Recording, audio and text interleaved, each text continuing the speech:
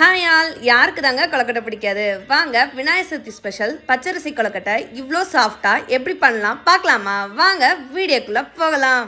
இன்றைக்கி 1 கப் பச்சரிசி எடுத்திருக்கேன். அதை மிக்ஸி ஜாரில் போட்டு நல்லாவே மையாக கிரைண்ட் பண்ணி எடுத்துக்கோங்க. இந்த அளவுக்கு இருக்கணும்.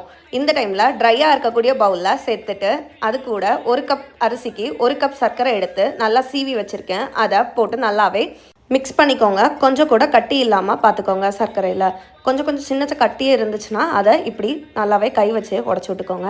இந்த டைமில் எந்த கப்பில் அரிசி எடுத்தோமோ அதே கப்பில் 2 கப் தேங்காய் எடுத்திருக்கேன்.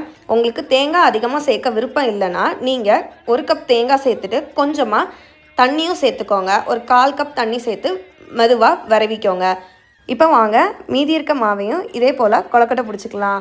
இப்போ கொலக்கட்டையை வேக வைக்கிறதுக்கு தண்ணி ஊற்றி நல்லா கொதி வந்ததுக்கு உருட்டி வச்சுருக்க கொலக்கட்டையை வச்சுட்டு மூடி போட்டு ஒரு 10 நிமிஷம் வேக வச்சுக்கலாம்.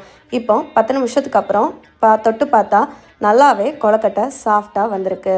இந்த டைமில் பிச்சு பாருங்கள், அவ்வளோ மெதுவான கொலக்கட்டை தயார். நீங்களும் செஞ்சு பாருங்கள் விநாயகர் சதுர்த்திக்கு.